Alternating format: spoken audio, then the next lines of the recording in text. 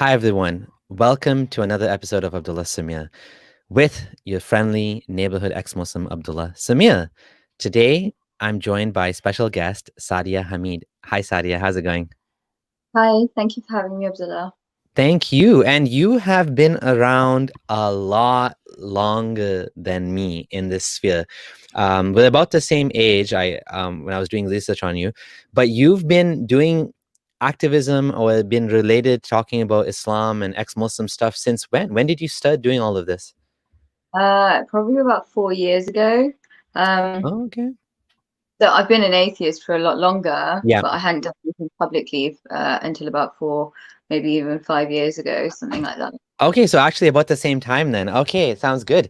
Now, can you tell me a little bit about yourself? How did you end up, questioning Islam? And when you left Islam, what happened? Like, was there any sort of consequences in your life? I mean, obviously there were. So let's talk about that.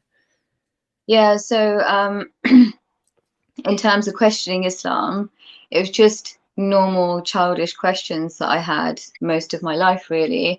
So I remember asking my mum about like where are God's mum and dad, and where are his children, where are his family? Doesn't he get bored? Doesn't he get lonely? And often I wouldn't really get any answers. But in terms of leaving Islam, the first time I left Islam, because I left Islam twice. The first time I left Islam, it was quite a boring story, actually. I was bored. I was 15 years old and I was just bored. I know people kind of want this sexy story of I left Islam and I was tortured and abused and experienced loads of violence. Just like not everybody has that story. Yeah. Um, Most people can just leave. There is a difference in the sense that you can't tell everybody, because I did tell my mum that I don't think I believe in God, and she said don't tell anybody else. We have to kill people when they leave. So naturally didn't tell anybody else. However, I still didn't believe in God. And it was just a case of, so this is quite common in terms of Pakistani families, and I know quite a lot of other communities as well. You're made to read the Quran, but you don't understand it. So So you did don't you learn. grow up in the UK? Did you migrate to UK? Were you born in the UK? No, we were born in the UK. So Okay. my dad was born here and I was born here too. Yeah, so we were taught the Quran, we were taught to read namaz and such, but didn't, we weren't taught the meaning of it all. Now kids get bored easily. It's just a fact of life. So reading the same book over and over again and not understanding it, and then praying five times a day when I could be doing something more entertaining, it was just as simple as I got bored. And then the second time I left Islam, so I went back to it when I was 19 and got Sorry, can I engaged. just ask though? Like, if you're just bored, like I know many Muslims don't pray. They don't Mhm. fast, they go drinking and clubbing and how is that a reason to leave Islam? Like when you say you're bored. Yeah, I guess I just questioned whether there was anything, because if Okay. you've So been it's more than told. that then. It was actually more than that. But the way you expressed it and the way you felt, you felt like it was restrictive in a way? Mhm. Well, when we were kids, like there wasn't this, you didn't get to see that diversity within Islam as well. Like today we see that. Now I've met lots of Muslims that have sex, that go out drinking, that take drugs, that do everything that they're not supposed to do. Their big red line is pork. Yeah. That's the red line in their life, which is Yeah. strange. Yeah. So, quite often the only dividing line between a Muslim and a non-Muslim is pork, particularly the kind of more liberal, progressive uh, Muslims that we meet. Yeah. However, that wasn't the case when we were kids. When we were kids, you didn't see that distinction that much. It was just a Muslim community and all kind of shades of Muslim in that. But also within that, the kind of fundamentalists weren't that much that oh bless, that's nice from husband. Yeah, there wasn't that diversity within the kind of a Muslim community that we saw as openly as we do now. I do think fundamentalism increased throughout my life as well. We didn't see as many fundamentalists when we were kids. we just, and the ones that did exist, because of course they were there, we just saw them as crazies. You know, remember when somebody had come to the house that was quite conservative or quite fundamentalist, like had kind of a fundamentalist mindset, you know, someone from the family would go, oh look, he's coming, either cover your hair or just go inside if you don't want to. There was no pressure to kind of believe or do those things. But then I went back to Islam when I got engaged. Yeah, I felt that too, Hassan. When I first ate pork, I thought I was going to get struck down by lightning. And that was years after leaving Islam. I left Islam when I was 15, and then the second time when I was 19. And the first time I ate pork was in my 20s. I think I was 24 the first time I ate pork, and I couldn't sleep that night because I thought something awful was going to happen to me. But the indoctrination around pork starts much, much younger. If you think about when you're a child, you're not going to go out and drink, you're not going to go out and have sex. So that's not something they talk to you about until you much, much later on in your life. Food is obviously a much, much bigger part of life. You're much, much more conscious of what you should and shouldn't be eating. And you need to know, even as a child, that you can't eat pork. So the kind of indoctrination around pork starts very, very young. But I've also seen this in vegetarians that have not eaten meat for many years, or even a year. Within a year, this can happen. I was vegetarian myself. I remember this happening, where you start seeing meat as disgusting. Like if you were to accidentally eat any meat product that you probably would have eaten before, you feel physically sick. So we kind of develop that disgust quite quickly and easily. So where these children are being indoctrinated from a really, really young age around pork, they grow up feeling Is it indoctrination, or is it just cultural conditioning? Because I know in different cultures they don't eat different things. For example, I tried to teach my kids not to eat meat for ethical reasons, but it was just difficult because we're so used to it. It's so much a part of a palate, you know what I mean? And like for example, my mom and her family, they'll just never eat pork, and it's like considered disgusting. It's not like a good example, I think, is my mom. Like she's not very religious, but she won't eat pork. And like me, even after leaving Islam, it took me a long time to undo the disgust sort of aversion to it. Kind of like how in some cultures, you know, they'll eat eggs, like we eat eggs and, you know, fried eggs or whatever. But in some cultures, for example, Philippines, they have this balut, which is like duck embryo or something. It's a very, like, if you look at a picture of it, it's very gross looking. It has like, it's like a partially grown embryo chicken or something, right? And to me, that's like gross. To them, it's a delicacy. It's delicious, right? So the pork thing as well, it's you know, obviously it comes from religion, but it's become a part of the culture. Is it really indoctrination, or is it just like a cultural aversion? I guess we call it indoctrination because it comes under the umbrella of religion. If it was just a cultural conditioning, it wouldn't be done because of the religion. It would be done because of the cultural kind of conditioning. Because you know, there's that thing of I remember when I was growing up, my mum telling me about her dad used to eat testicles, like goat testicles. Yeah. Found that disgusting. So culturally, there's that difference. However, you know, in Pakistan they do that, it's halal, they can eat it, it's fine. We wouldn't do that in the UK. So that's the cultural distinction. The reason we call it indoctrination in terms of pork and what happens within the religious context and religious communities is because it's done under the umbrella of religion. Yeah, I understand. Yeah, it's true. It's definitely it's hard to overcome too if you just never had it, right? If you never had pork. I didn't think I was going to be hit by lightning or anything, but when I had it, I was like, the first time I bought it, I just had to throw it in the garbage. I couldn't eat it. I had a little bite. I'm like, even the smell of it, it's just difficult. And I think some people don't understand. Some people, they just want to have bacon when they leave Islam. It's become like almost like a joke. Like, I left Islam for bacon. But the majority of ex-Muslims, like, no, they don't eat bacon. Or they do, but it took them a long time to kind of adjust to it. It's kind of a quite common trope, isn't it? You left Islam so that you could do this, and this. Yeah. I mean, one could say that I probably left Islam for cock, because Yeah. I found a guy that I really, really liked, and I Yeah. did want to, have sex. However, that's not necessarily something that you do for the sake of leaving Islam. Yeah. There's still people that leave Yeah. religion Yeah. and then still don't do any of the things that the religion would have Yep. forbidden. I know people that have left Islam that don't drink. I know people that have left Islam that still don't eat pork. And because it's easier, sometimes they become vegetarian. I kind of noticed that as Yeah. well. Yeah. Within the community, within the ex-Muslim community, there is a little bit of bullying and goading as well in some ways, that you should be drinking, that you should Yeah. be trying. If you're not willing to do that, that there's something wrong with you, because maybe you haven't fully left Islam. Yeah. There's not necessarily that kind of understanding that this is their journey, it's got nothing to do with you. So yeah, I certainly think that there's that part of it going on as well.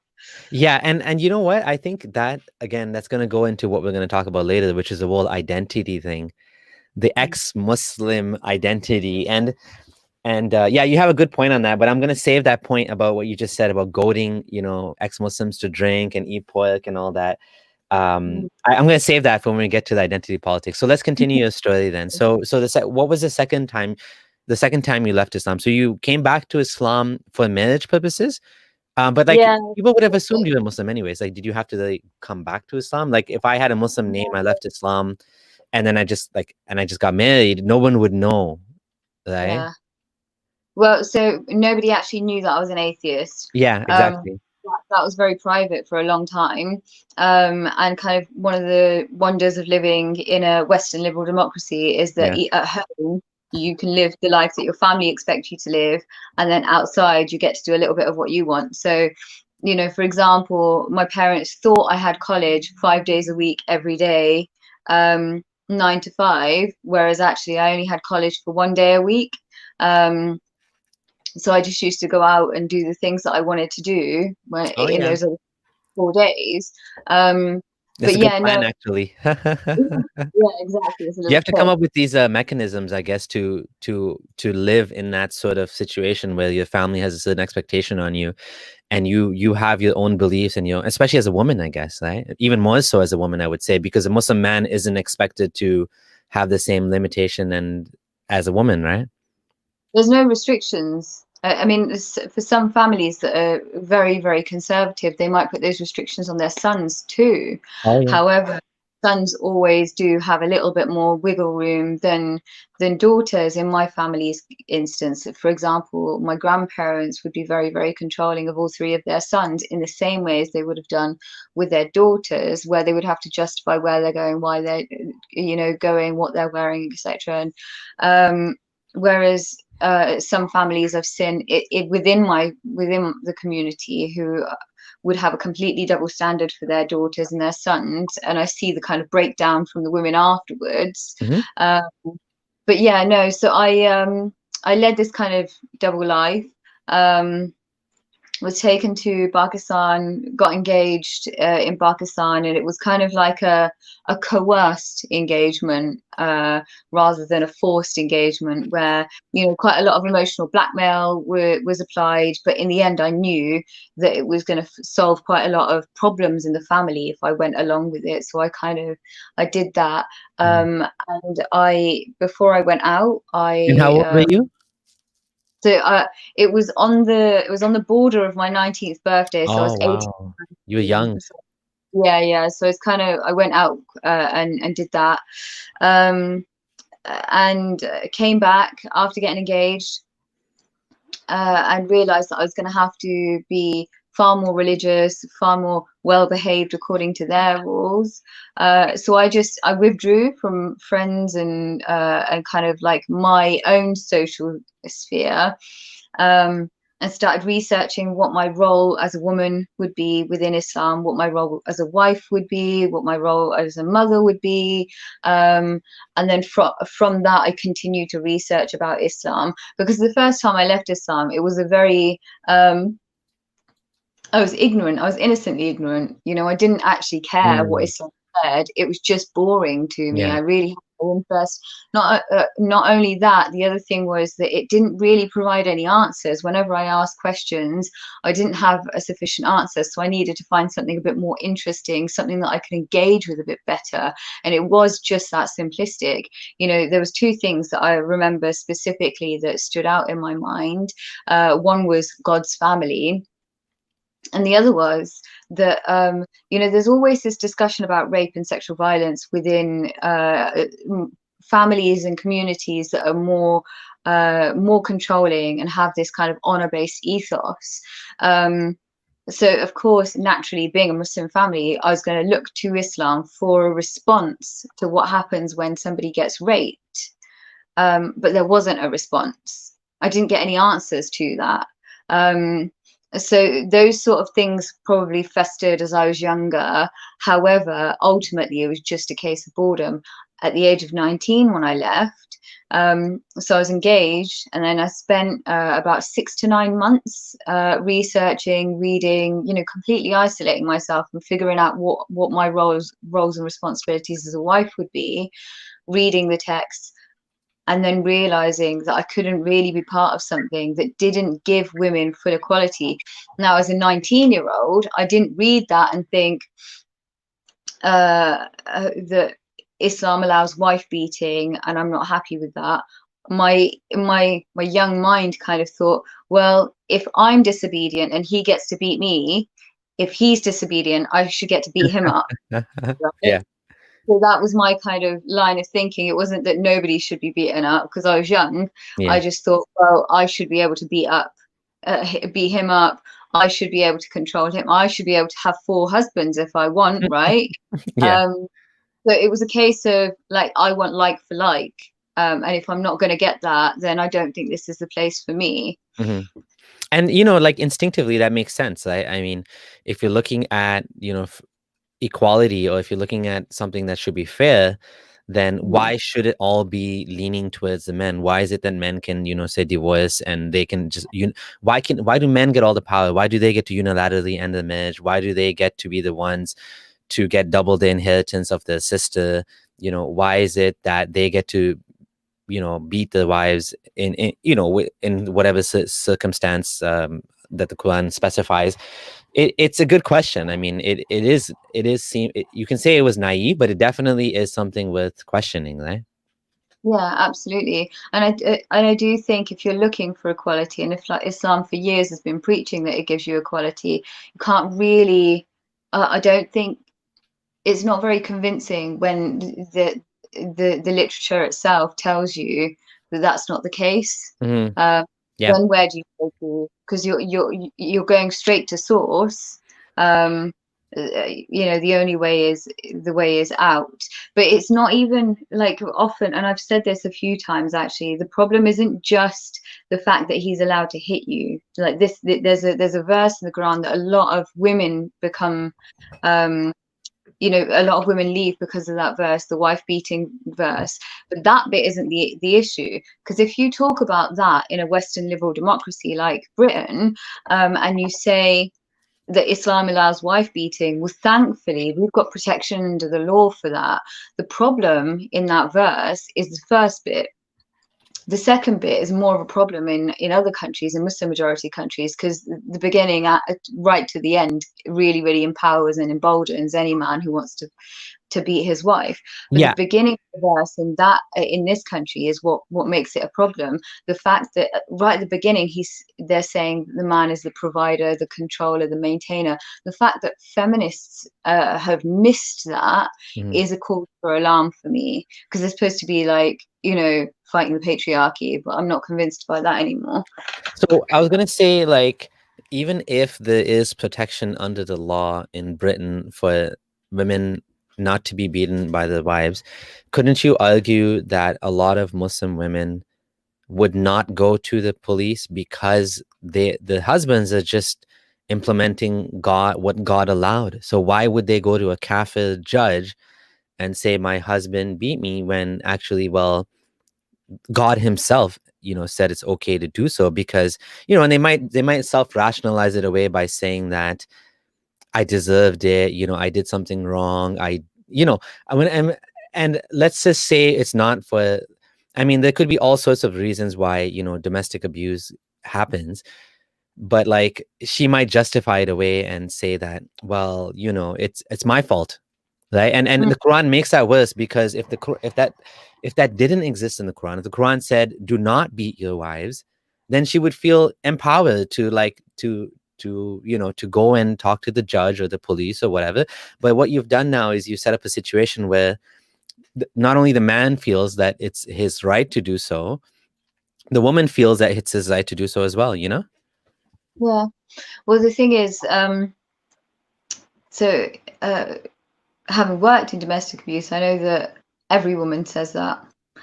When somebody's been telling you every day that this is your fault whilst they're doing it, then you believe it. So take that religious element out of it.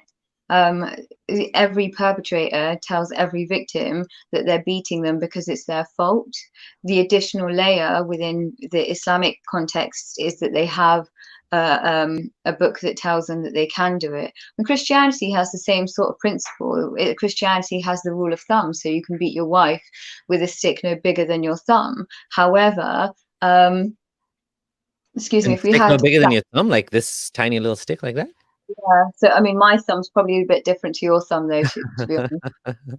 Okay. This is the other thing, right? So that But you becomes can subjective. barely hold it then if it's that tiny. Does that even make sense?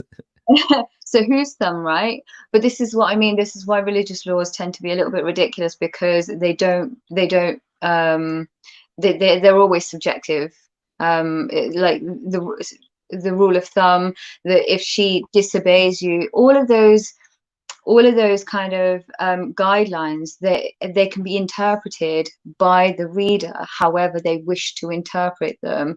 So that's one thing. But also, in terms of what you mentioned in terms of legal protection, well, that's the responsibility of the state to ensure that the law is applied equally to every citizen and every resident. Well, part of what we haven't had is exactly that. What we've had is the community themselves asking for separate different treatment, and then we've had the wider society going, okay, they want their own courts, they want their own treatment, they don't want the law applied fairly. So you've got that happening from both places, but the victims of these crimes tend to just want to know that they're going to be safe.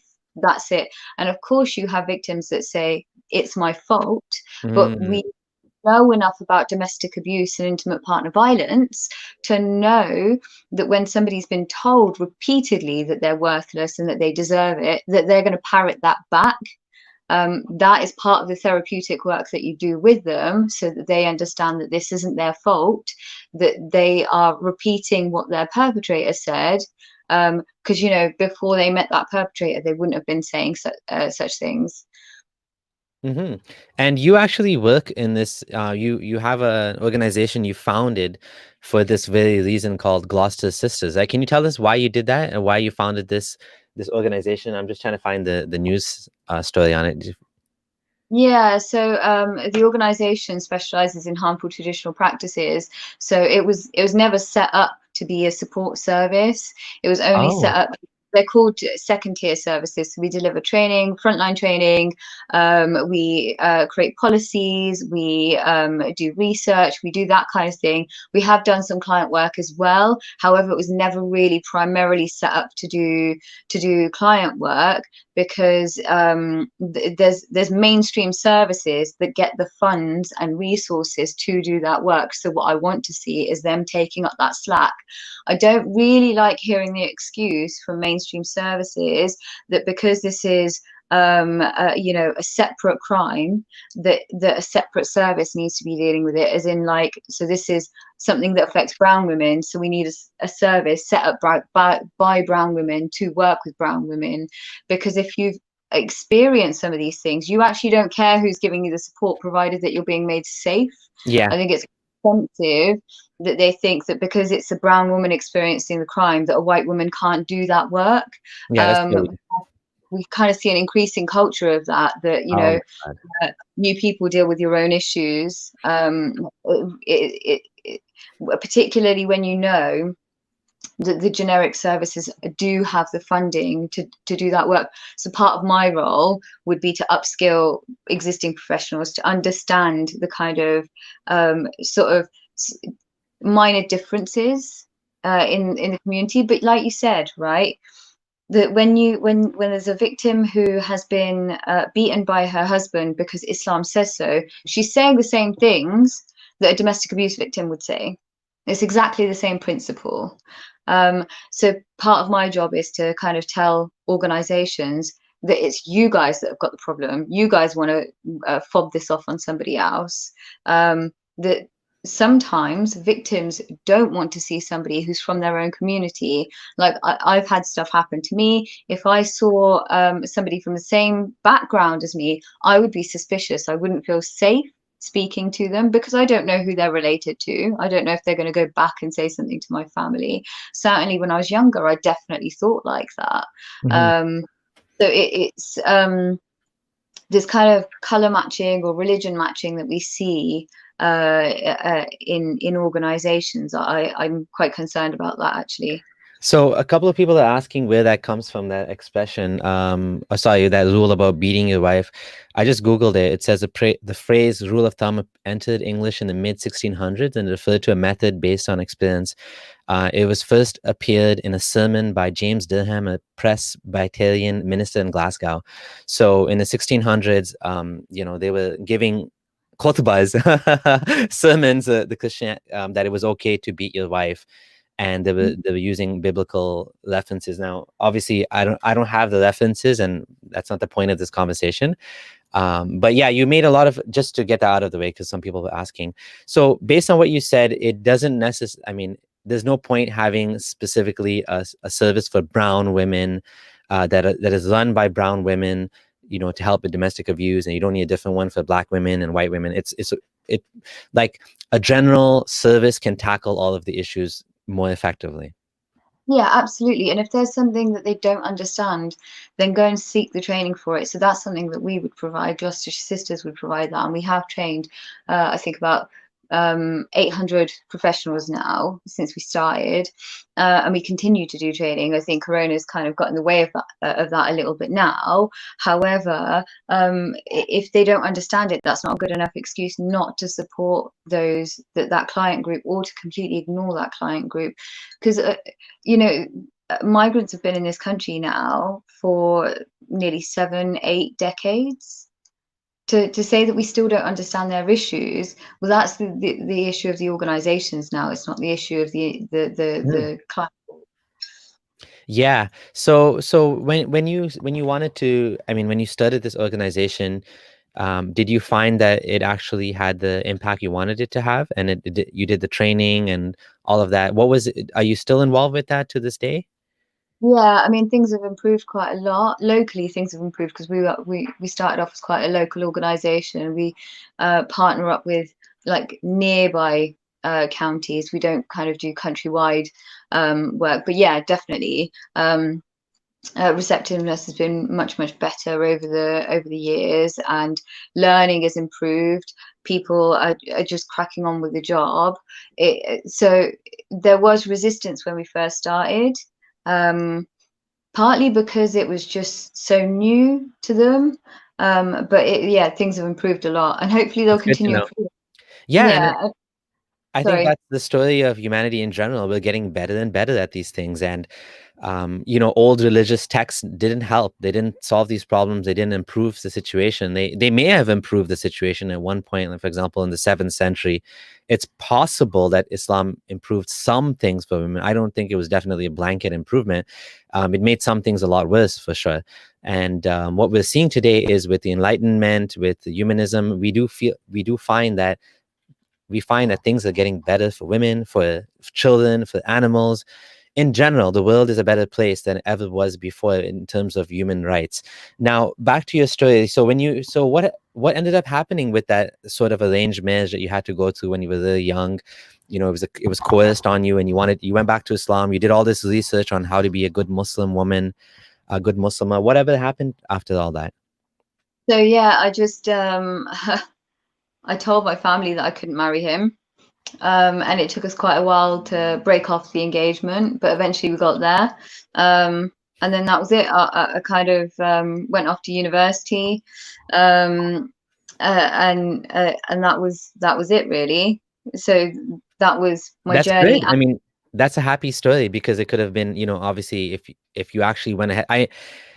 I sometimes get people asking me for advice, and there's another lady that was in a similar situation as you, but she was in a conservative family, and she was thinking maybe I should just get married, and that would have been like, and she was ex-Muslim, and I told her I don't think you should go ahead with it, because it's not going to make things better. It's going to make things much, much, much more messy, and then if you have kids on top of it, I mean, it's just gonna spiral. Like, if you want your freedom, getting married to a Muslim man is probably not the best way to do it. It could be fine. Like, if you were actually choosing this marriage out of love or whatever, and you have something in common. But if it's just an arranged marriage, which is set up with a specific goal in mind, which is to set up a Muslim family or whatever, and it's not going to go well for you, because it's just going to make it worse. And then if you want to get out of that, now you have extra hoops to jump out of.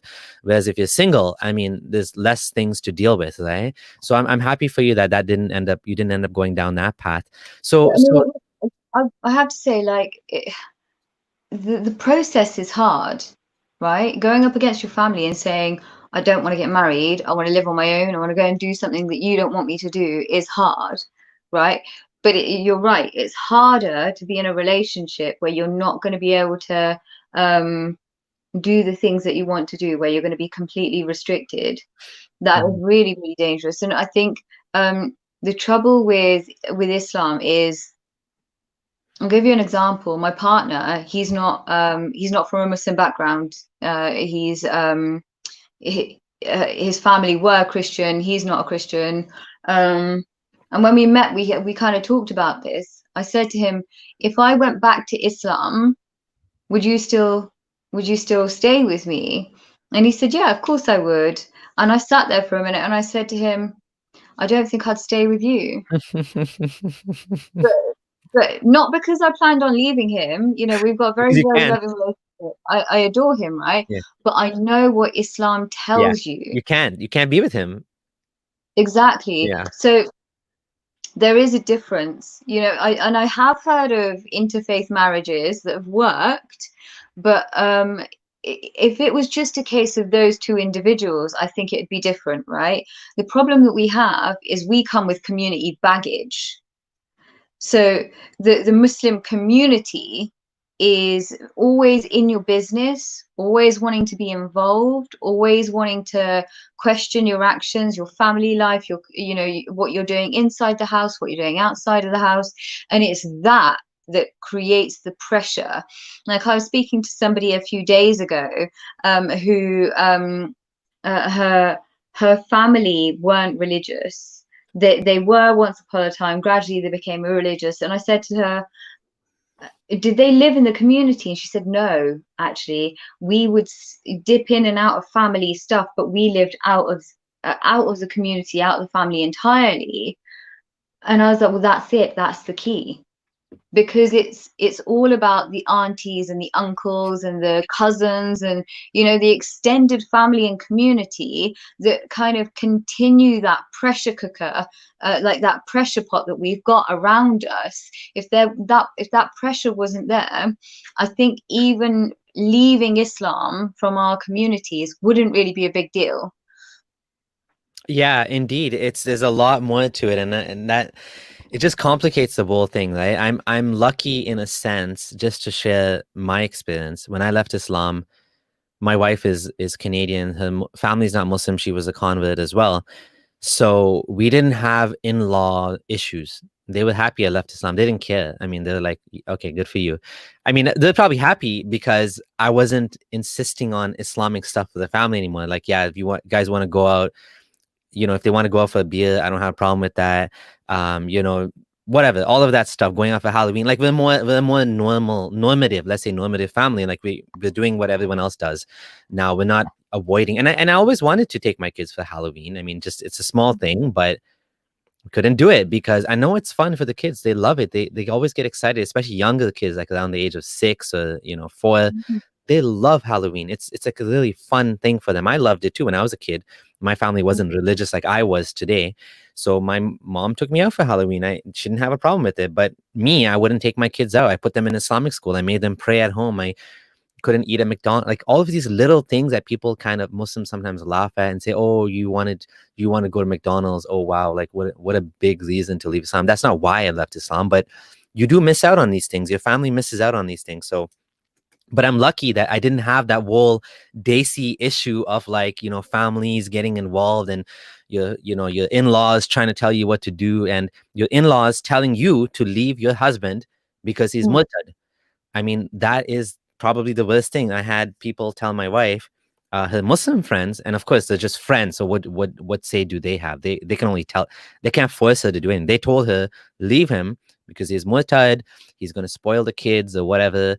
And thankfully that didn't happen because that would have been a dumb reason to leave me. I'm still going to be the parent. I'm still going to be involved in their lives. It's not gonna. They're not. I'm not going to disappear from the planet just because I'm not, there in the same relationship with the mother.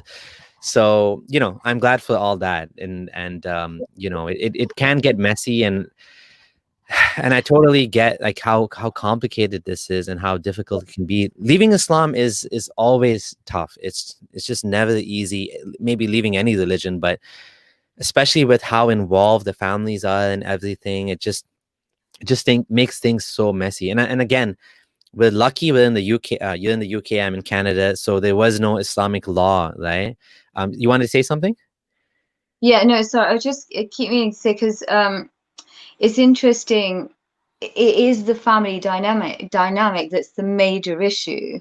They are the ones reporting their loved ones in Islamic countries to the authorities. I've worked on a case before where a young girl, the families themselves took them to the police she was a Saudi young girl. She was Jeez. kept in prison.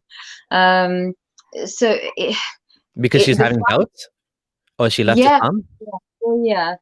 They took her to the But police, yeah, they took her to and the police. she's like a teenager. She was in her, yeah, she was in her teens at that point, but thankfully Jeez. she came back, and then she just kept it a secret. She kept it a secret for years until she managed to leave the country. She had to build that trust up with her family again. But this is what I mean, right? The family component is a major issue. You can't just talk about the Islam issue as if that's nothing, as if the rest of it isn't nothing. The rest of the complicated discussion is really, really important too. The fact that family members are kind of policing each other is quite dangerous too. And look, there is a difference in this kind of sphere. My partner, when he decided he didn't believe in God anymore, came downstairs, told his mum, I'm not a Christian anymore. I don't believe in God. And she went, all right, son, I still love you. Yeah. That was the entirety of the conversation. She didn't have to go to the church and say, my son needs to be exercised because he's lost his way, Yeah. or didn't take him to the police because he needs to get his head chopped off because he's left the faith. The kind of the difference is very, very extreme, but I think you need to drag Islam kicking and screaming into the 21st century now. Mhm. It's fascinating because I had a really nice discussion with a group of Muslim men a few weeks ago. They're all Pakistani, excuse me, all of them actually. Three of them were based here. One was in Canada, one was in Pakistan.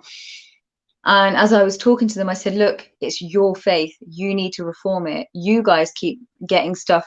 You guys keep messing things up.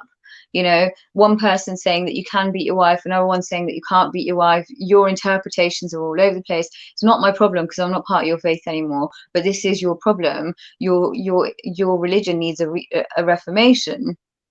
And it was fascinating because after we were on this call for over 2 hours, as they were hanging up, they said, inshallah, that'll never happen. What you want will never ever happen.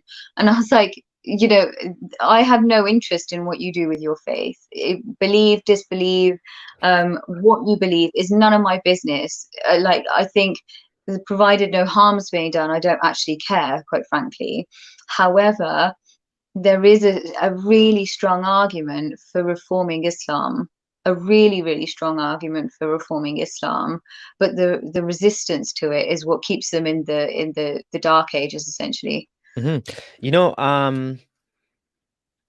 I just want to say one thing. You know, when we talk about someone reporting the teenage daughter to the police, do you think that's just an intimidation technique? Like they don't actually expect her to be jailed, or is it like they actually don't, they want the kid to go to jail? What do you think? My guess is they're just bullying her, and they've escalated it, you know, to a level where, because I remember one time, I mean, it's kind of embarrassing, where, you know, one of my kids shoplifted, and, you know, we told him, if you do this again, it happened a couple times, you're going to go to jail. And we actually took him to the police station.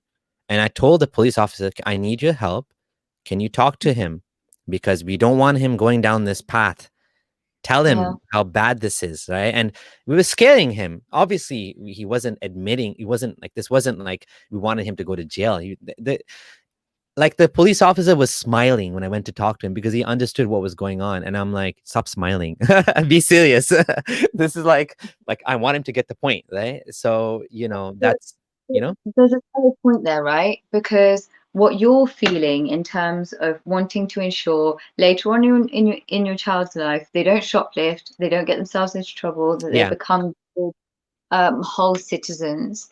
That is the same feeling that somebody who is a devout believer has about their child leaving Islam. Yeah, I've had a exactly. lot of comments with my mum where she's like, I need to face my God and you're telling me you've left your faith, right? So to her, the panic is the same, that her children are leaving the faith and she needs to be able to do something. Now, in this country, she doesn't have refuge in the law, right?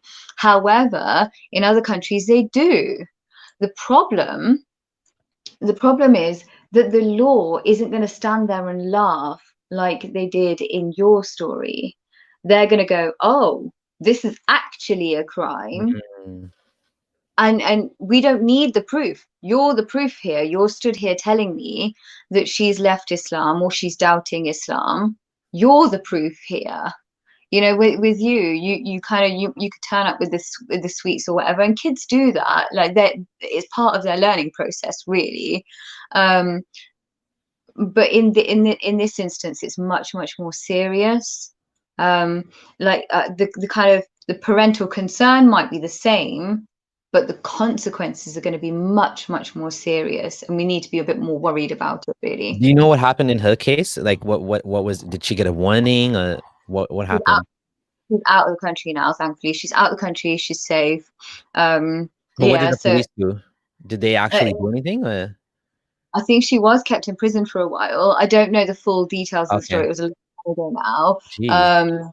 Yeah, I don't remember the full ins and outs of the story. All I know now, thankfully, she's safe. Um, yeah, she's got a lovely, happy life now. Does still feel sad, unfortunately, because that kind of tearing away from everything that's familiar to you, I think that has an impact in itself.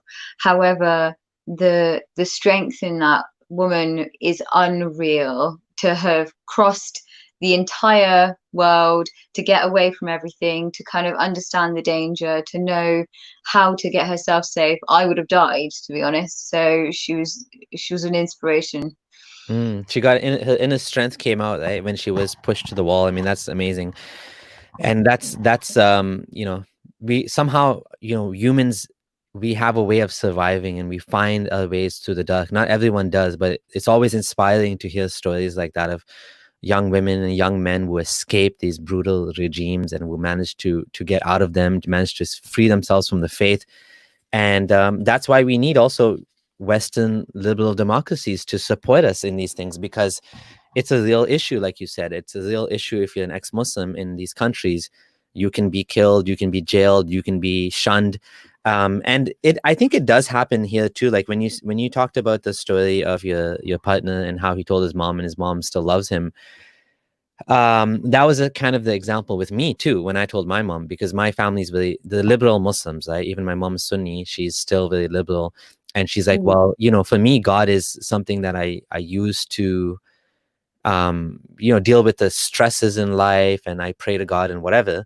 and I want that for you too. But she doesn't. I don't think she believes in hell. I don't think she believes I'm going to hell. She's just like, okay. And same with my dad. My dad is a smiley. He believes in the smiley stuff. He's passed away now, but like he had the same reaction. He's like, okay, I mean, I believe in God. If you don't want to believe in God, that's fine. On the Mm. other hand, you do have, not to contradict what you're saying, because what you're saying is true, but we also do have some Christians who have the similar experience. I've talked to ex-Mormons, ex-Jehovah's Witnesses who have been shunned. And I haven't talked to any ex-Jew yet. I'd love to talk to someone that no longer follows the Jewish religion and the experiences they have. But I spoke to a lady, her name is Gail, and she lives in the deep South in Tennessee, and her experiences leaving Islam were just like an ex-Muslim. Like Mm. she was a former Southern Baptist. She lost her husband, right? Well, She broke up with her husband. The church, obviously, I mean, we didn't go into too much detail, but it was traumatic. And so mhm. she joined this organization called Recovering from Religion to help people. And there was another individual I talked to from Recovering from Religion as well, Eric Wells. He was Mhm. also motivated to support people and to do this support work for people that are leaving Christianity, because we don't sometimes, as ex-Muslims, we don't realize that like a lot of Christians go through the same thing as well. And in some ways, because I don't know about UK, but I know in the US, Christianity has more of a stranglehold on the government in some ways, and Christian values, like the whole abortion thing, anti-abortion, the whole gay rights, gay marriage, the whole stem cell research, funding for, I mean, there's a lot of political issues where the Christian right is hampering, progress, and actually stopping liberty of people.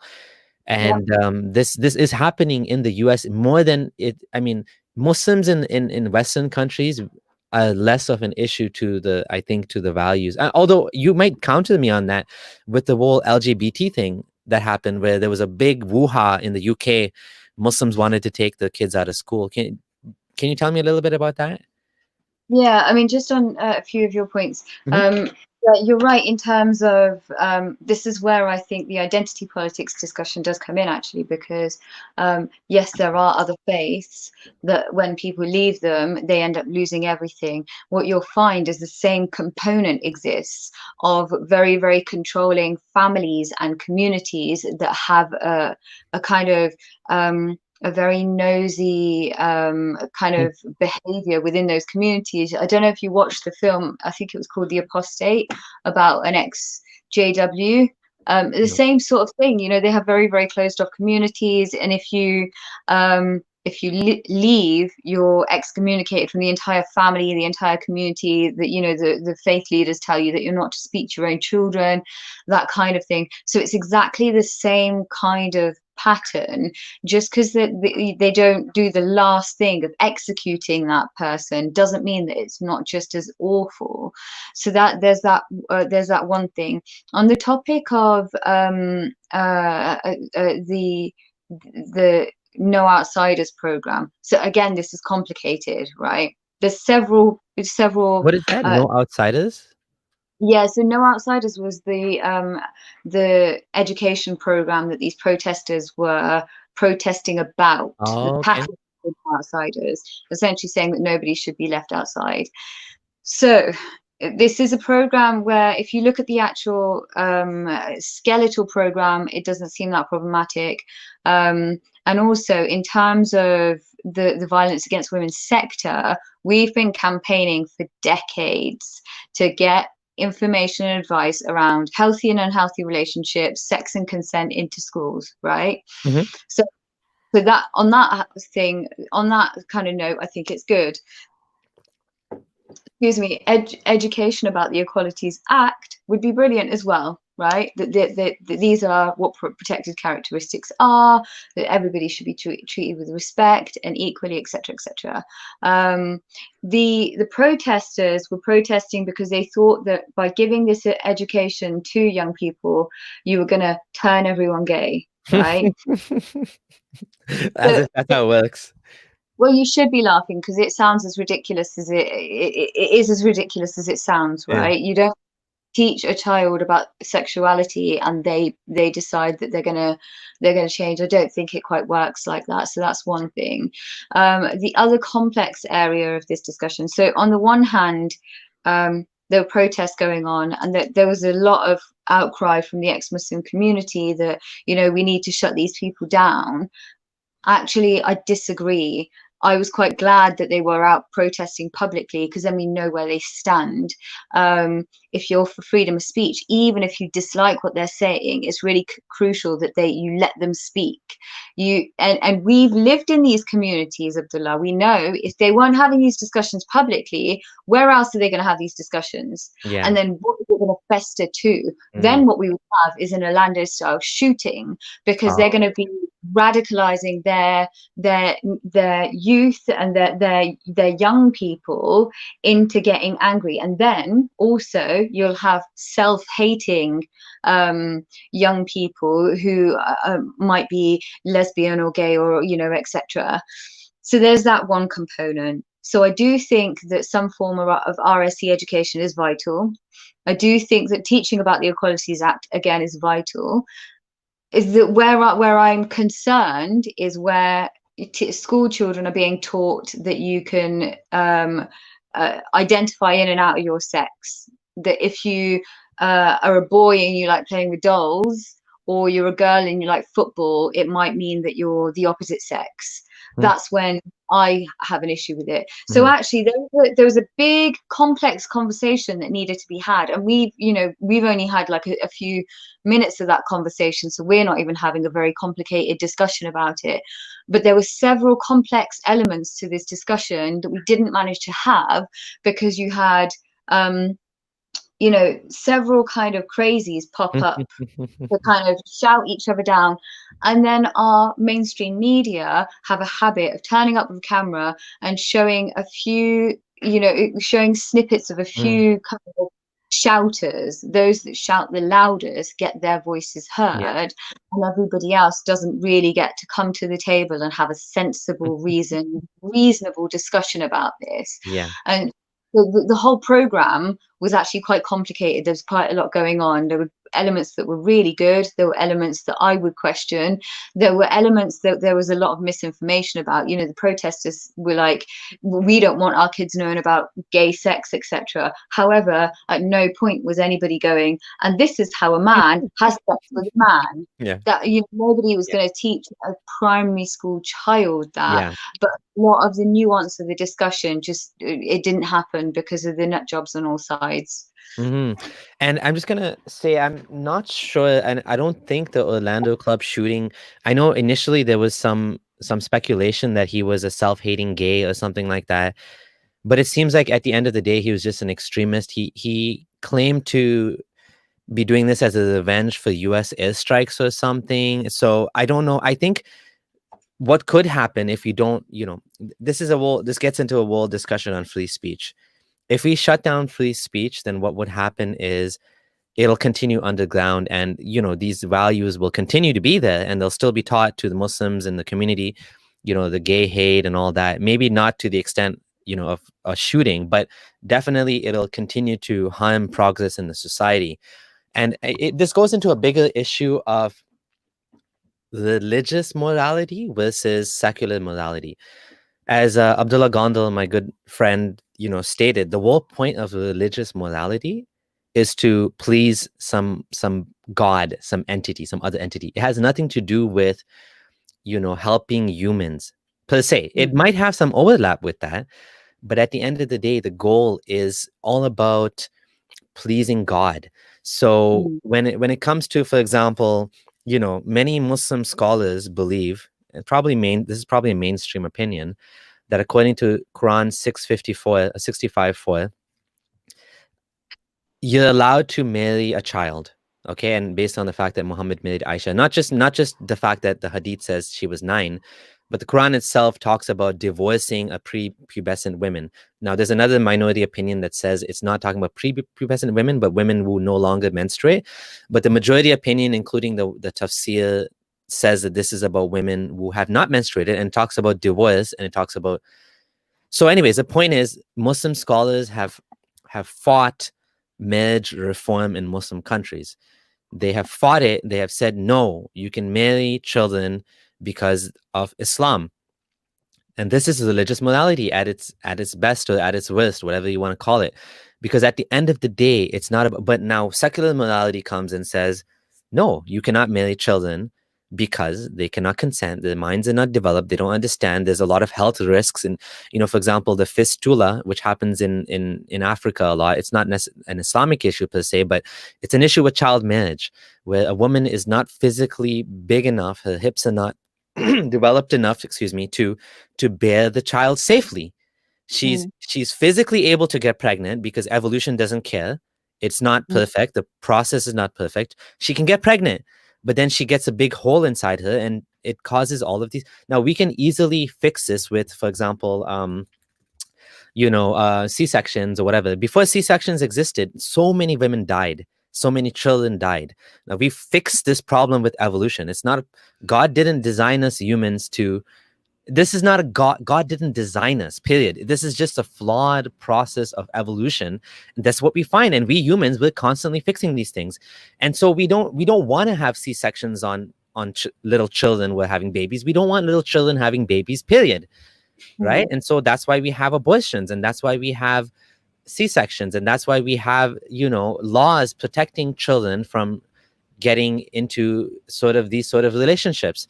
So this is a difference between secular morality and religious morality. The goals are different, the values are different, and the end goal is to make the world a better place, right? So I think that is a big difference. Now, I want to ask you, and you said something about subjective interpretations. That's another problem with religions. There is no real right interpretation, because every single interpretation we have is always going to be a subjective opinion. Any translation of the Quran that you have is always going to be a subjective translation, because there's no such thing. I mean, a literal translation is meaningless because it's just words. You have to understand what the author is trying to convey, and you have to put context into that. So as soon as you put context, then you now have, and someone trying to understand it based on their lens, their understanding of the language, based on what the words might have meant. We don't even necessarily know what the words meant exactly back then. I mean, Lisan al-Arab is an effort towards preserving the meanings of the words. But then even then, do you really want to understand it the way they understood it, or you want to understand it in today's context? Because otherwise it's useless. It's not a 7th century manual. I mean, Muslims say it's not a 7th century manual. They say it's a manual for all times and all places, right? So if that's the case, well, now you have to interpret it. And as soon as you interpret it, now you're going to have problems. You're going to have human beings doing a best guess effort. You'd think if, for me, like I always fall, I always kind of get stuck at this point. If it was a manual for all time, well, sexual violence is at an all-time high. Although we reporting of sexual violence, I should say, is at an all-time high, because sexual violence has always been there, but now we know about it, right? Surely, an all-knowing being would have had the foresight to know that sexual violence would happen and would have put something to do with that in the Quran. If there is kind of one universal interpretation of this one book that everybody should know, well, if that was the case with books, we wouldn't have book clubs where people get together to talk about their perspective on a book. It just wouldn't happen, because that's what people do. 10 people can read the same piece of literature and interpret what they want from it, because people have a habit of reading things and interpreting it in a way that fits into their life or their biases or their kind of viewpoint. But you're right also in terms of, I think what needs to happen in the Islamic world is this tussle between East and West needs to stop, especially when it comes to just scientific evidence.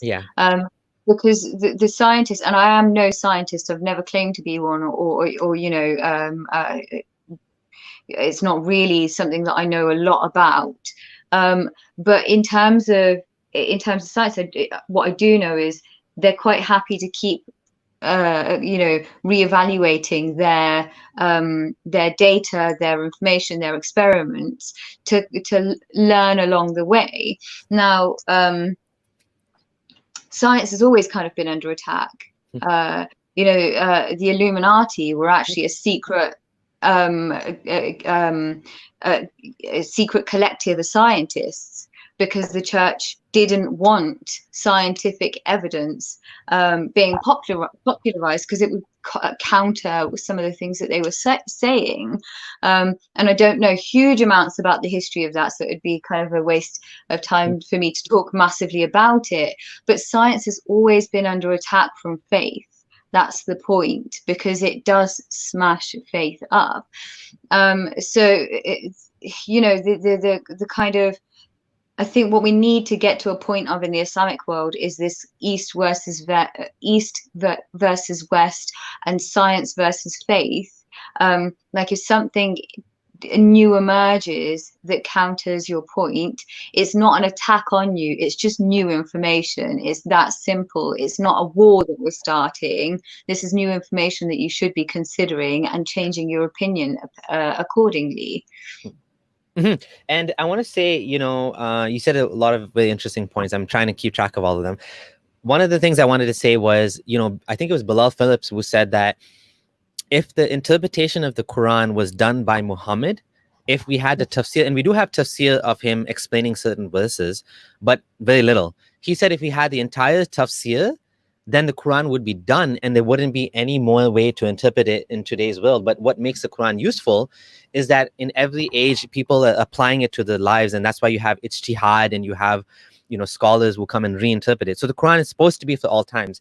If it wasn't, it would be useless. And so, this is kind of a problem where you have this book from the 7th century, definitely has 7th century values and norms and teachings. And people are trying to bring it into the 21st century. And now they have a problem because they have this dissonance between. And that's why I think we're finding people now saying Aisha was not 9. No, she was 18, because now they have a conflict between what they think is, their good values. And even if you watch, some comedies from like the 90s, they're so cringy. Some of them are like really awkward to watch, like Ace Ventura.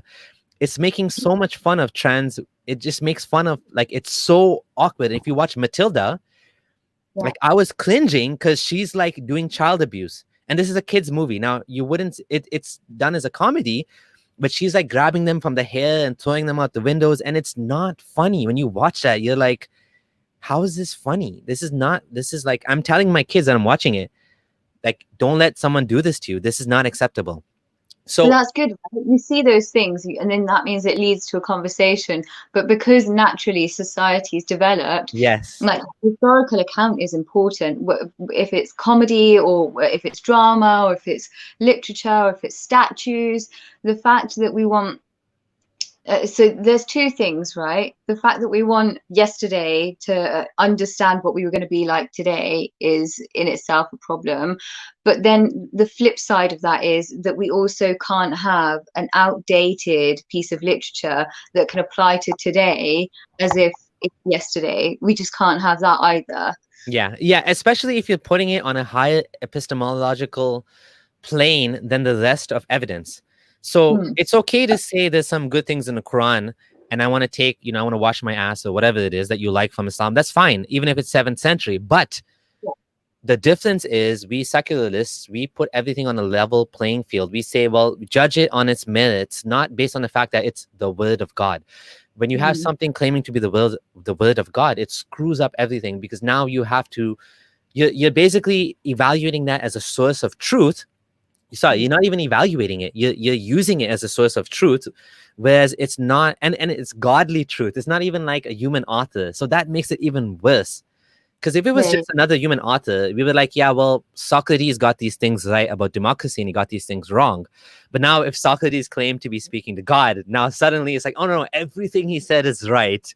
Even the wrong things he said are right. We have to find a way to make them wrong, make the wrong things right, right? It's so, and what you said about the us versus them mentality is so true. Not just science. This whole antagonism between Muslims and non-Muslims, not even between Muslims and non-Muslims, between Islam and its teachings towards the kuffar and towards the munafiq and the murtadeen, and it's just so ridiculous and it's so toxic and it's so harmful and hateful. You find it Mm, most strongly among Salafism, mm, let's say, not Salafism, and you find it even more extreme. And I now have a word for it. It's called Madkhali Salafism. So Madkhali Salafism is like the more right-wing Salafism, where even other Salafis are not Salafi enough. And we're finding this right now with Yasir Qadhi. So Yasir Qadhi has been cancelled by the Madkhali Salafis. Basically, the far right Salafis are cancelling other Salafis, and it's a toxic, self-consuming ideology. But that's what Islam leads to when you try to be on the, you're either on the right manhaj or you're not.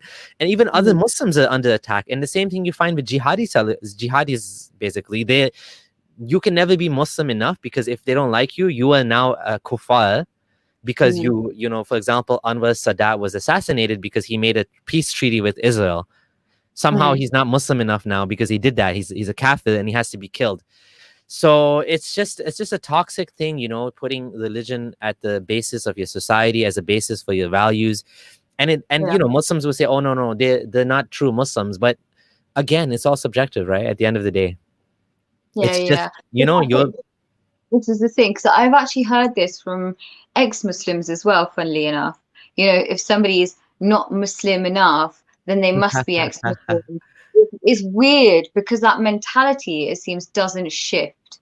If they had a kind of fundamentalist mindset when they were Muslim, they bring that with them when they leave the faith as well, which is interesting. Yeah, it's fascinating. I actually don't have a problem with people believing. I genuinely don't give a crap, provided that they don't impose things on me. Their beliefs, provided they keep them to themselves, I actually don't care at all. But I do think the harmful elements of any ideas do need to be challenged, the same way as we would do with a government that we think has some problematic policies, for instance. Mhm, That I'm massively against open borders because I think the impact it has on the workforce. I don't like globalization because of similar sort of things, how they reduce workers' rights and work, worsen working conditions, how it reduces salaries, etc.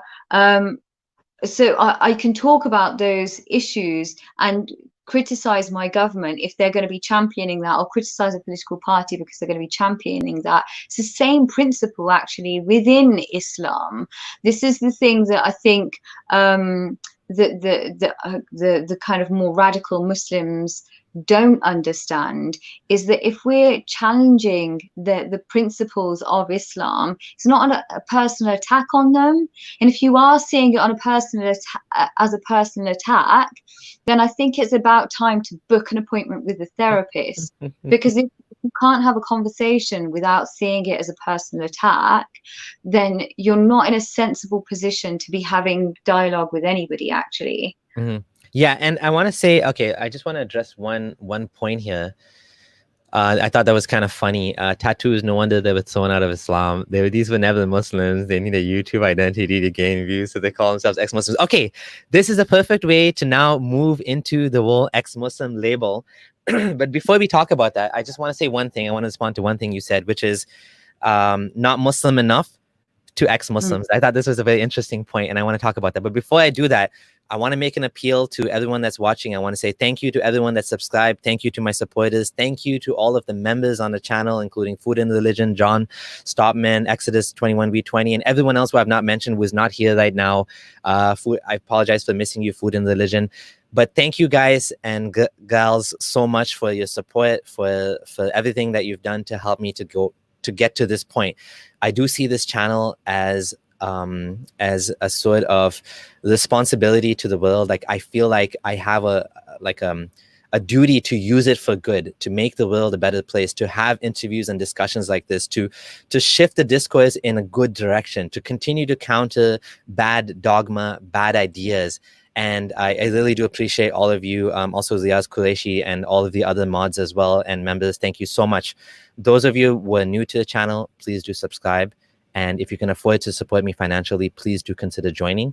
For as little as $2 a month, you can become a member. You get an icon next to your name, and the money does help. Thank you so much. Now, thank you, Sadia, for having this conversation. And we actually wanted to talk about identity politics. So now, well, first of all, I think this is hilarious because someone is saying if you don't have a tattoo, you're gonna leave, like you're not a true Muslim. So I don't have a tattoo. I might get one day. I don't know. But do you have anything to say to this person? I mean, I've got lots of tattoos, but that wasn't the reason I left Islam. I actually, the very first tattoo I got, I was a Muslim when I got it. So I don't really know what that has to do with anything. But this is the problem, right? The kind of policing of the community is a problem. You know, the Muslims policing each other and then ex-Muslims policing each other. You know, that, for instance, I quite like Nats and Nasheeds. I still really like them. I like the ones that, particularly that have got music in them. Like I like Sami Yusuf. I think his voice is just yeah. He's beautiful, right? Allahu. Yeah. Yeah. He's beautiful. He's beautiful, and I Yeah. think he is beautiful himself as well. Yeah. I really like Qawwali, and lots of Qawwali is, yes, it's steeped in skepticism, but there's also a lot of religious kind of mentions and quotes and stuff. But then the ex-Muslim community are like, you know, you're listening to religious music, you're listening to kind of, well, what business is it of yours? Just because somebody has left the faith doesn't mean that they've now got to conform to what you want them to do. It seems like it's become quite cultish, just as cultish as it was when they were in the faith. It's interesting as well, because the other thing I have seen is people that leave a faith, they replace one prophet with another prophet. This kind of obsessing over Dawkins, or, you know, add the name of whoever they've kind of decided to obsess over. Yeah. Did you leave the faith so you could think for yourself, or just so you could replace you know, a religious god with an irreligious god? That's the other thing. And there's also there's a lack of, I think they pay lip service to being for freedom of speech. I'm not convinced by it. I heard a lot of ex-Muslims saying during the whole Birmingham protests, the no outsider protests, that we want to shut these people up, that these people shouldn't be speaking.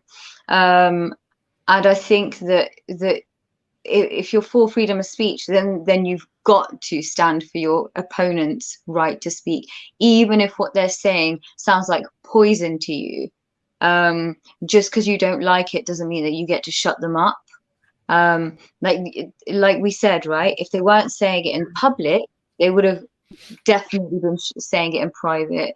The other thing that for me was a bit of an issue within the ex-Muslim community was that they were quite willing to fall for this kind of self-identification issue. So if I identify as a man, then I am a man, when quite clearly I am a woman. So if you're for evidence and fact and reality, how then can you be falling for this trap? Now that doesn't mean that I'm not for, you know, the rights of transgender people. However, I'm not really willing to entertain fantasy but you know, seriously bad mental health. So within that kind of sphere, I saw quite a lot of ex-Muslims jumping on that too, because it's the new social justice movement, and they want to still remain relevant. Now, transphobia is the new Islamophobia. You know, 5 years ago, possibly 10 years ago, criticizing Islam was, you know, socially it would have meant that you were completely finished. However, now that's easier. But now transphobia is the new Islamophobia. Criticizing anything under this kind of trans ideology it is akin to a crime. So it was fascinating to see that a lot of ex-Muslims jumped on that. The other thing was, Look, if you ask somebody who experienced racism what they want racism to end. They don't want the right to then become a racist, right? Mm-hmm. To hear people within that community wanting to be able to bash the other side was a problem for me. I saw a tweet this morning actually, and it said, "Can you imagine a gay khilafat where heterosexuals were stoned to death?" And it kind of sat very uncomfortably with me, because I tell you what, if you ask somebody who experienced homophobia 50 years ago what they want, all they would have said is that we want equality under the law. We want to be treated like a human. We want the homophobia to stop. They didn't want to then go and throw heterosexual people off buildings. The same thing's happening with the race discussion. The same thing's happening with the sex discussion. The same thing's happening with the LGBT discussion. And actually, I want it to stop. It's Yeah. really quite disgusting. If you think that the way to be released from your oppression is to oppress somebody else, then you're not actually dreaming about equality or freedom. You're dreaming about more oppression, which is never the answer, because then all you've got is another group of oppressed Yeah. people and another group of very, very upset, angry, discontented people. I do think a lot of ex-Muslims. Okay, so first of all, it's very important what you're saying, and it's very difficult to say what you just said, because there's a sort of expectation to toe the party line, even as an ex-Muslim, and I've seen this as well. And it's very difficult to criticize other ex-Muslims because we are supposed to stick together. The fact is there's a small number of public activists. So if you, I mean, we didn't mention any names, but like I'm just saying in general, even without mentioning names, to even criticize what ex-Muslims do is very difficult if you're, especially if you're, like public figure of sorts. But it's very important so we don't end up like another cult. We do need to actually, if someone does something wrong, there was a bigoted tweet that an ex-Muslim shared on Twitter, not someone that has a huge following, maybe 1,000, 2,000, I don't know how many followers they have, maybe 300.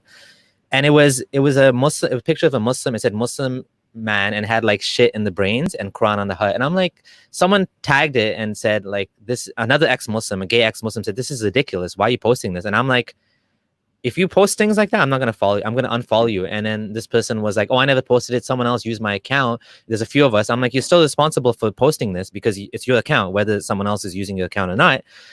And then this person, and I said, "I'm going to unfollow you." And this person's like, "You're not following me. You're already not following me." I'm like, "Oh, that's probably why," because you're posting stuff like this, stupid stuff like this. So why would I want to follow someone like that? And then this person got mad and said, "I'm canceling them." Like, I was like, no one's canceling you. We just think that you shouldn't be post. I just didn't agree with your post. I thought it was in bad taste. It was distasteful and it was stupid. Like, it was a stupid post, right? Like, I'm not here to attack people. I'm here to attack ideas, Yeah, and there's a point there too as well, right? So freedom of speech also entails the right to then criticize somebody for something that that you haven't liked. I don't think canceling somebody is the idea. You can choose not to follow them. I block people Yeah. that I don't like. Yeah, exactly.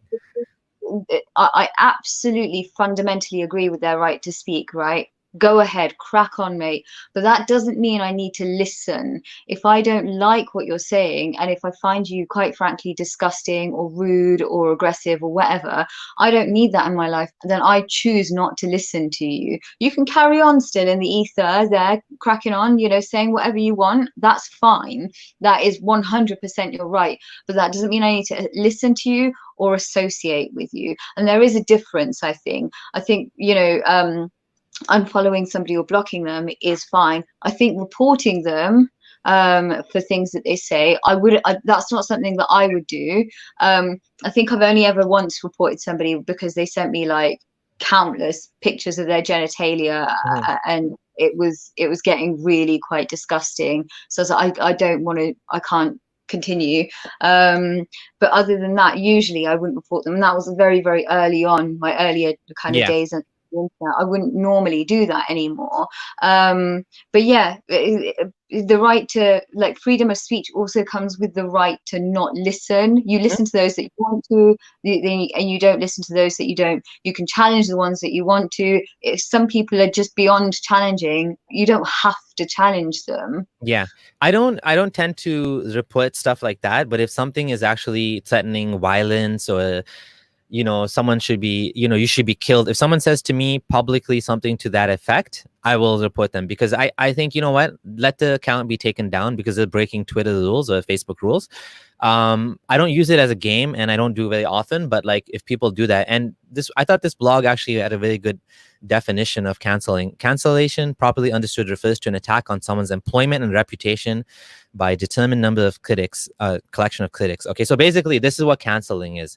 Like unfollowing, blocking, you know, saying I don't agree with you. That's not canceling. Even reporting. This is more like getting a person, like, you know, like, actually, if you think about it, actually, based on this definition, I have been canceled by Muslims.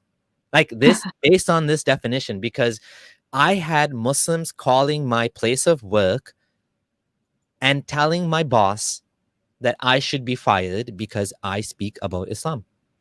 I do my Mad. work, I get my job done, and I do everything that I have to do.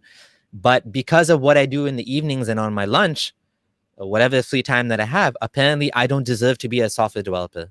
That has nothing, and I don't even claim to represent my company or wherever I was working for at the time. So I've been actually canceled in a sense, which is kind of hilarious. I didn't even know that. I didn't call it that at the time, but it's downright. This is mob rule. This is mob Yes, rule. yes, Crossing the border, right? We see this kind of stuff in Islamic countries quite a lot, and kind of totalitarian regimes quite a lot. However,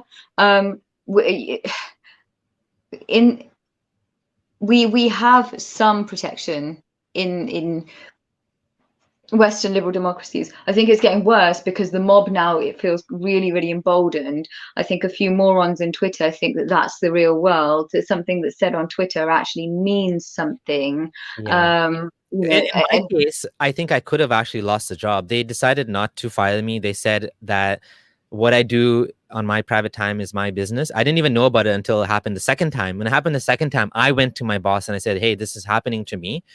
And he's like, "Oh, I know." I was like, "What? You know about it?" He's like, "Yeah, it happened before." I was like, "This happened before?" And they didn't even tell me, but they just decided quietly they were going to deal with it on their own. And if anyone called, they would just tell them that no. Like, I don't know what they were going to tell them, but they knew about it, right? And so they well, decided. that's really great on your employer's part, because nowadays that takes some courage. That's what I'm People saying. But I think it happened before at another company I was working, and I think I actually lost the job because of that. And at that time, I was just a contractor, so they didn't have any obligation to hire me anyways. I was just working on a contract basis. But I think this has happened to me multiple times. I just didn't even know about it, and I think people have been trying to shut me down by attacking my family life, which is so ridiculous, right? And yeah, you're Yeah. right. It's great that the company decided not to, but it could happen again. And who knows at that time when it happens, how they'll deal with it. Every time they do it, it's a different situation, right? Yeah. Which is But why I this is keep. characteristics of a witch hunt. People have kind of gotten used to having their pitchforks at the ready, and it's rather pathetic. I think nowadays people lack the intellectual resilience to dive into a debate and really go head to head on something that they might disagree with. I think it's really invigorating when you find somebody that you disagree with and you really, you continue that conversation, not necessarily even once, several times, and you might move position. I have myself gone from being completely open borders to wanting regulated migration through having some really tough discussions with some brilliant people. And that came from having that discussion. I was really resistant to it in the first instance because I didn't want to change my mind. I thought, well, this is a lovely hippie idea, but that's the problem when you start digging into it and you start looking into the practicalities of it. Then you realize it is a silly hippie idea. You haven't put any thought into Yeah, this, how open you, borders. Yeah, etc. Right? So the point of that, I guess, is that you need to have the discussion to know if you're right, to check your own kind of position on things, because you might very well be wrong. I think most people are kind of starting discussions from the point, well, I know I'm right here, and I know that that person is wrong. Well, they're not going to get anywhere because of that. And I want to add a little bit more to this not Muslim enough for ex-Muslims. This is actually not just a problem with ex-Muslims, but it's a problem for even I find many Christians and non-Muslims in general, where they want to make Islam as bad. What they'll do is they'll take, sometimes it's a straw man, sometimes it's actually what Islam is. What they'll do, they try to take the worst possible interpretation of Islam, and they'll say this is Islam, and if you're not doing this, you're not a proper Muslim. Oh, you don't have slaves? Oh, you're not a true Muslim. And that's what they'll say. You're not a true Muslim. And I've actually been fighting against this idea because, like I said, like you said, we don't have a problem with people being Muslim. We don't care. We just have a problem with you pushing your ideas and, you know, affecting other people's rights. That is a problem. That's why we have secularism. We don't care if anyone wants to be Muslim or not be Muslim. It's your own private life. It's your own personal beliefs. You can do whatever you want. Bullying someone for speaking up, like what happened to me, obviously what happened to you as well, that's a different thing. That's what we have a problem with. And so it's not just ex-Muslims, but in general, there's a certain crowd of people, and I get where they're coming from. They want to make Islam look as bad as possible so then they can condemn it. And so they'll say, well, Islam is this worst possible thing. And if you're not doing, and then if you're a Muslim, like for example, this is a very common one, and it happened even during this chat. Like people are telling this Muslim girl, oh, you know, I'll do halala with you. They're like bullying her because she's Muslim, and they're saying things. And sometimes people will say like, you know, something to the effect of like, you know, basically, oh, you don't have 4 wives, you're not a good Muslim, or you're not beating your wife, or why don't you beat your wife? Oh, another one I was gonna say was, oh, you're not wearing hijab. Who are you to talk about Islam because you don't wear hijab? So you want her to wear hijab? Yeah. Make up your mind. Like even Islamically, it doesn't Islam teach you that your relationship is with God, not with other Muslims? So what business is it of theirs? But this constant, you're not a good enough Muslim, or you're not a good enough ex-Muslim, because both camps do it, and we know that. You know, I've kind of reached the point where I think the moment somebody starts talking like that, I'm not really going to engage with them, because they're constantly projecting what they want on you. This isn't a two-way conversation. They want to talk at you. They're wanting to kind of offload on you, and also that antagonism. So that you mentioned earlier about people antagonizing online. So we see it on both sides. I've seen ex-Muslims antagonizing Muslims and then crying victim when they get attacked by those Muslims, and then the ex-Muslim community piling on that other person. And I'm like, I've watched this whole thing. Thank you very much. There was no reason for you to get involved in that discussion. They're both doing it to each other, and actually, quite frankly, they're both making each side look bad. Both their own side and the opposite side. It's not something that I really wish to be involved in. Yeah, there's definitely some forms of activism that I don't agree with. This whole Allah is gay, burning the Quran.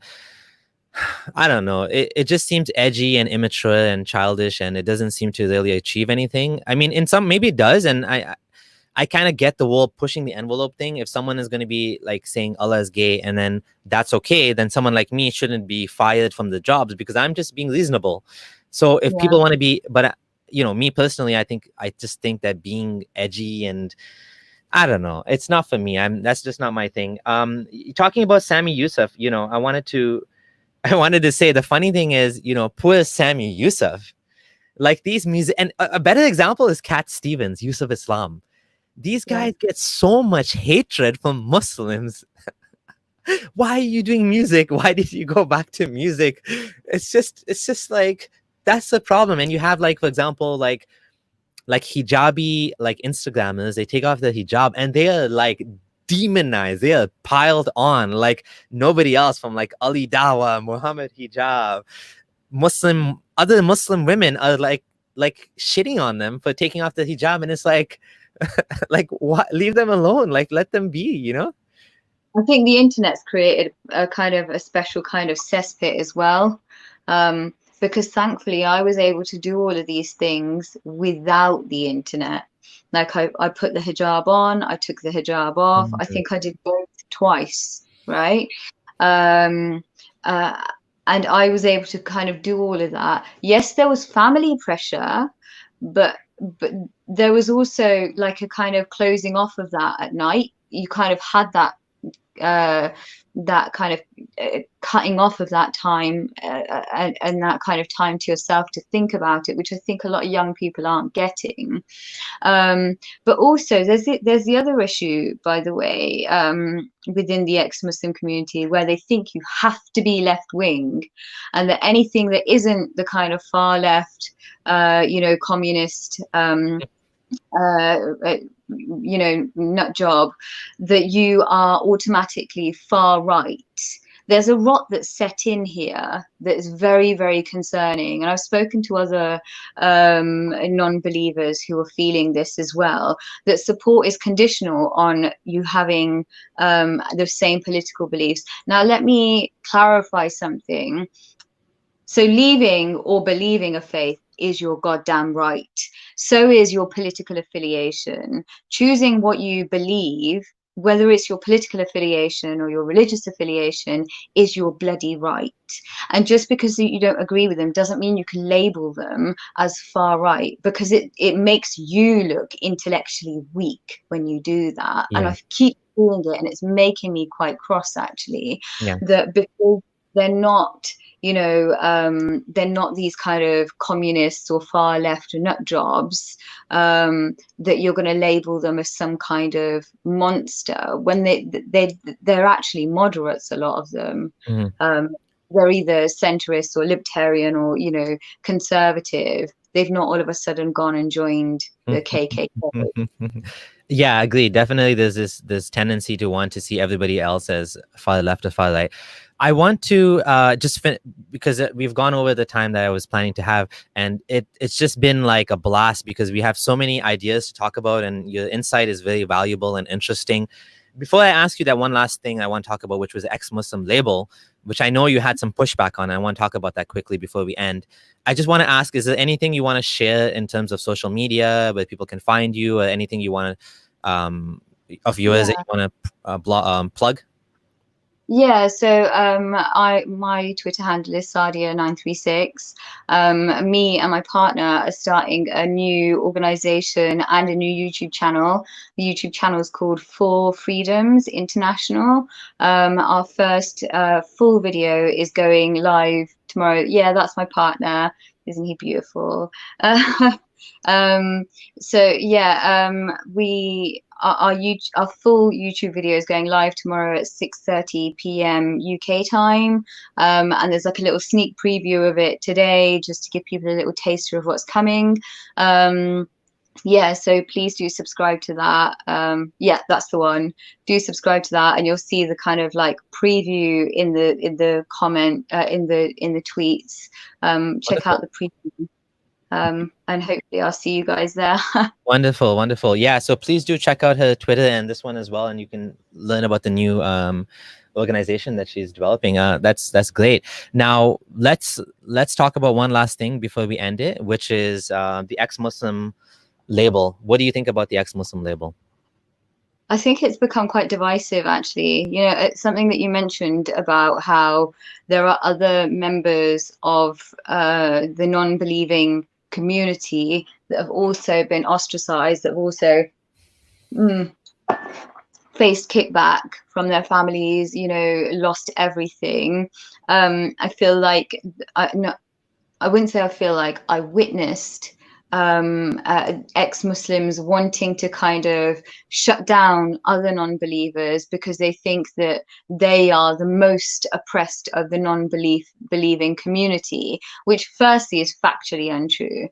The only additional difference is that in Islamic countries you can be put to death for being a non-believer, but you can't say that in the West that you're the most you're the most kind of marginalized, because it's just factually untrue. If you were sat in Saudi, you could probably say that.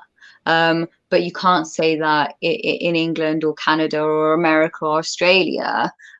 So I take issue with that. I think it's creating fractures within the atheist community as well. Mm-hmm. And I think that if you don't want to be part of the atheist mass, then you risk just creating another cult within that kind of within that demographic. What do most ex-Muslims claim to be the most oppressed? Yeah. I haven't heard this. I've heard. I mean, I have heard people saying that they are. So my take on the ex-Muslim label, my friend Reason on Faith Sohail has a blog post on this as well, and he just shared it, but I was gonna share it anyways. I actually at one point stopped using the ex-Muslim label. I got annoyed and I'm like, you know what? This is identity politics and this is just, forget it. Like, I'm not going to use this label anymore. But then I found that I feel like it still has some utility. It still has some value there, where it's a sort of rallying call to people to say that you can leave Islam and we exist.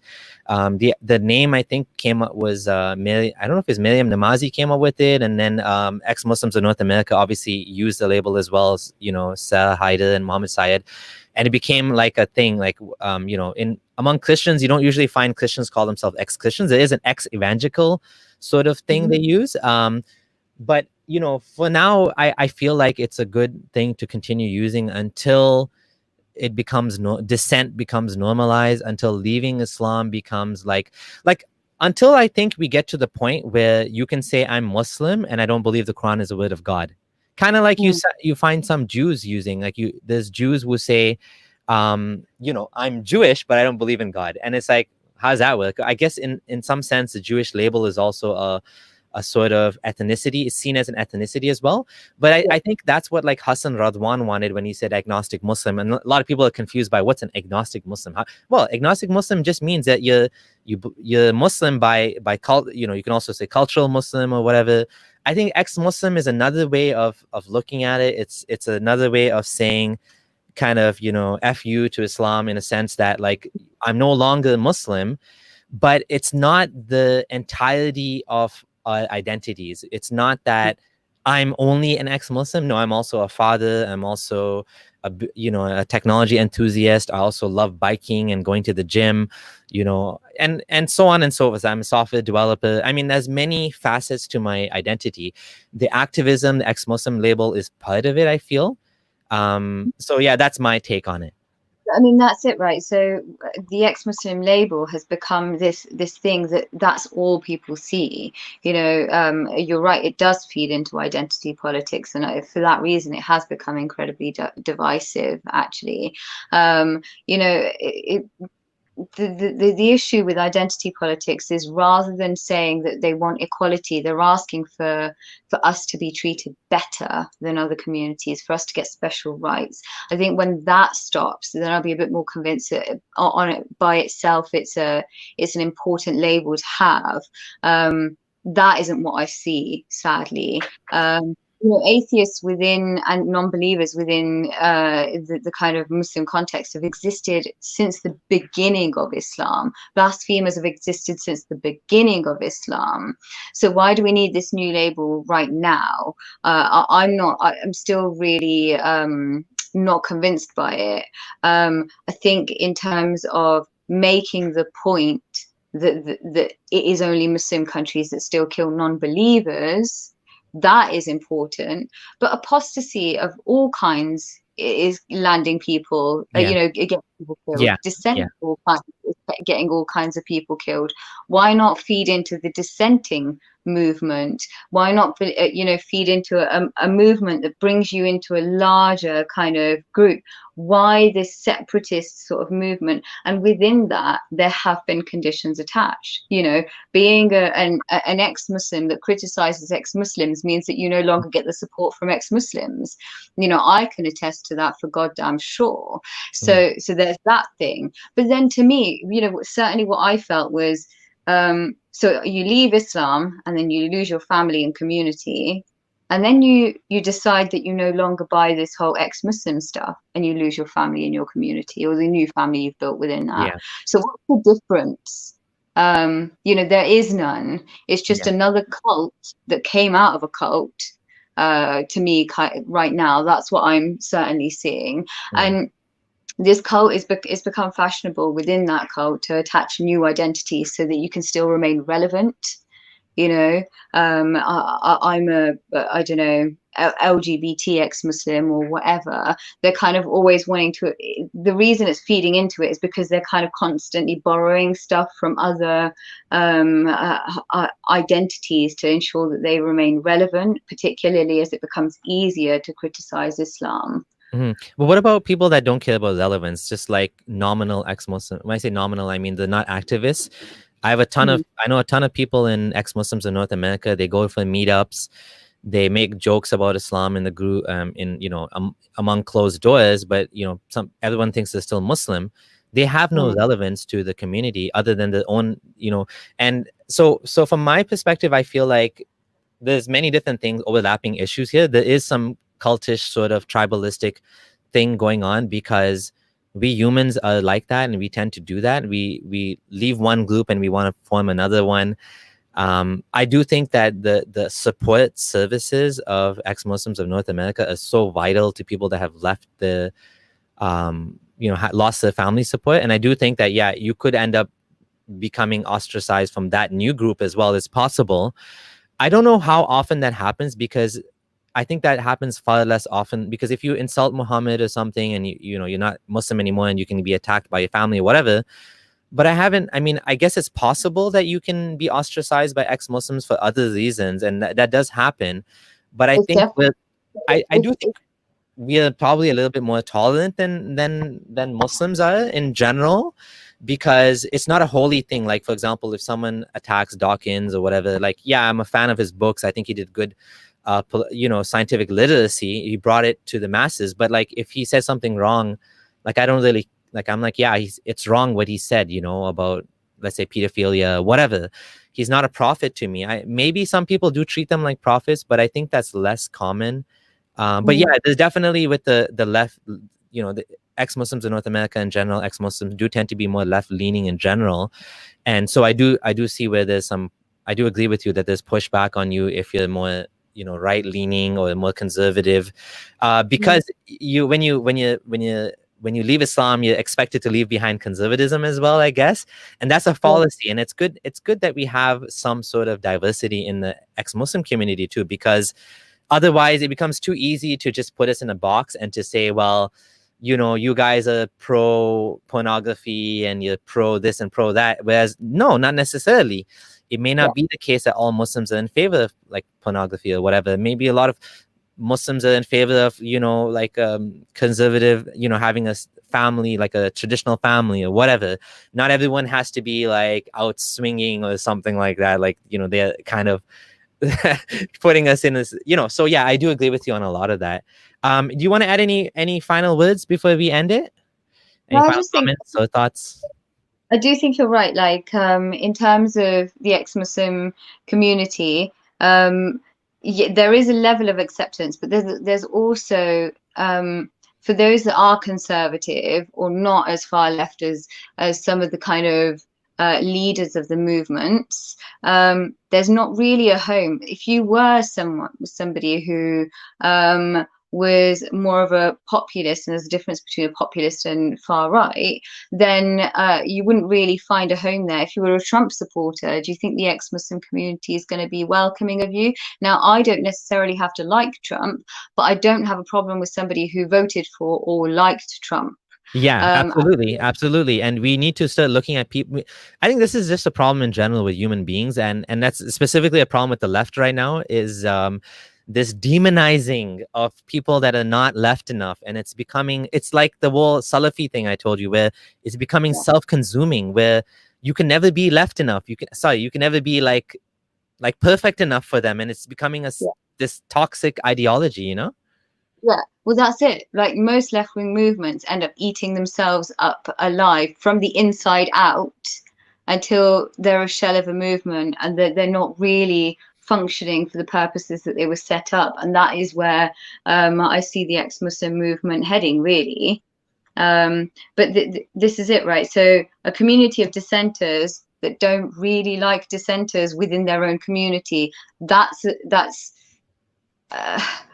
little bit of an issue, really. I don't really know where that goes. I think if you're for dissent, you have to be for all dissent, right? Even if it's Yeah, I agree. It's gone too far. It's gone too far. This cancel culture, this super woke culture, this like blocking, like it's becoming like totalitarian leftism now at the point, and I'm not an expert on this, but I do think it is going too far, and I do think that it's going to ultimately end up hurting ex-Muslims. It's already happening. I think it's already happening, but it's good that we have a diversity of voices and political perspectives and political views and ideologies among ex-Muslims. We're not a monolith for sure. And I hope that we have more respect and we're able to talk to each other more and not cancel each other as much. And yeah, I thank you so much for the conversation. Any final words you wanna end with? No, I mean, if you guys could plug For Freedoms, that would be really, really good. We've only just started. Our first video, like first preview, went up today. So we're hoping to kind of build on that. Would really like that. But other than that, no, I think we're good. It was a really good conversation. Thank you for having me. Okay, wonderful. All right. Thanks everyone, and see you guys again at the next live stream. Bye. Thank you.